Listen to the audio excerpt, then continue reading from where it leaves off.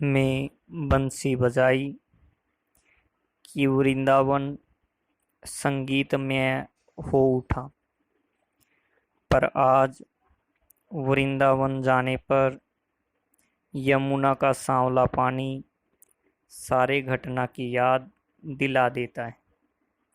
कृष्ण की बांसुरी से उत्पन्न जादू से वृंदावन कभी खाली नहीं हो सकता है।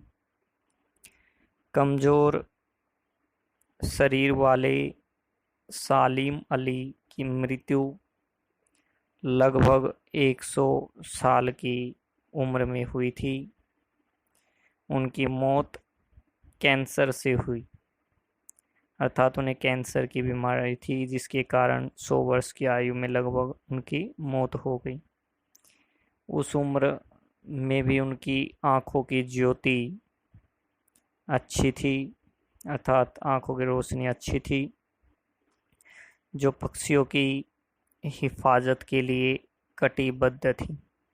अर्थात वो अपनी आंखों की अंतिम ज्योति तक भी पक्षियों की ही देखरेख करना चाहते थे। वे अपनी मृत्यु के निकट तक पक्षियों के बारे में जांच पड़ताल करते रहे। सालिम अली प्रसिद्ध बर्ड वॉचर थे। एकांत के क्षणों में प्राकृतिक दृश्यों को देखने में खोए रहते थे। प्रकृति में उनके लिए अपनी हंसती खेलती रहस्यमयी दुनिया थी, जिसे उन्होंने अपनी जीवन संगिनी तहमीना की मदद से बनाई थी। उनकी जीवन संगिनी तहमीना उनकी मदद से बनाई थी। वे पक्षी प्रेमी होने के साथ पर्यावरण प्रेमी भी थे। वे केरल की साइलेंट वैली को रेगिस्तानी हवा के झोंके से बचाने के लिए तत्कालीन प्रधानमंत्री चौधरी चरण सिंह से मिले। उनकी चिंता देख मिट्टी की सौंधी खुशबू का असर जानने वाले प्रधानमंत्री की आंखें भर आई। आज न चौधरी चरण सिंह जिंदा हैं और न पर्यावरण प्रेमी सालिम अली। ऐसे में प्रकृति, पर्यावरण और पक्षियों की चिंता कौन करेगा। सालिम अली की आत्मकथा का नाम फॉल ऑफ ए स्पैरो है। इसी बात से प्रसिद्ध अंग्रेजी साहित्यकार D.H. लॉरेंस की मृत्यु के बाद की बात याद आ गई। प्रसिद्ध अंग्रेजी साहित्यकार D.H. लॉरेंस की मृत्यु के बाद की बात याद आ गई। कुछ लोगों ने उनकी पत्नी फ्रीडा लॉरेंस से अपने पति के बारे में कुछ लिखने को कहा। फ्रीडा का जवाब था कि उनके पति के बारे में उनसे ज़्यादा उनकी छत पर बैठने वाली गोरैया जानती है।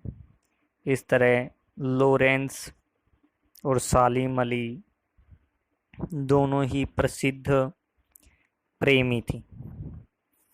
बचपन के दिनों में उनकी एयर गन से घायल होकर गिरने वाली गोरैया उन्हें जीवन भर के लिए नई नई खोज और नए नए रास्तों की ओर ले गई।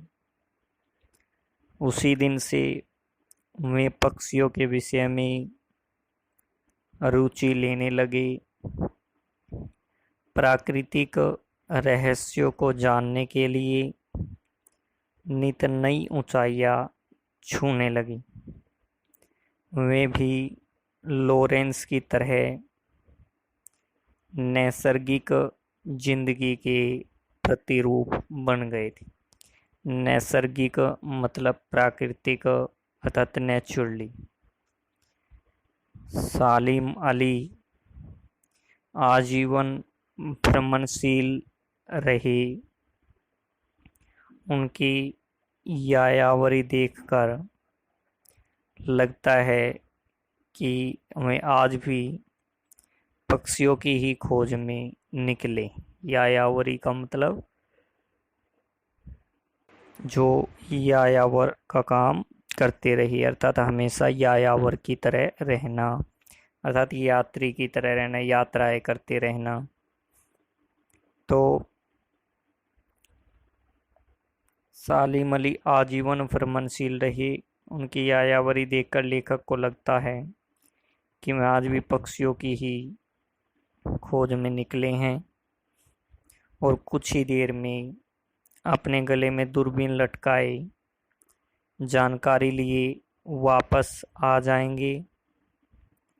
लेखक पूछता है कि तुम लौटोगे ना सालिम अली।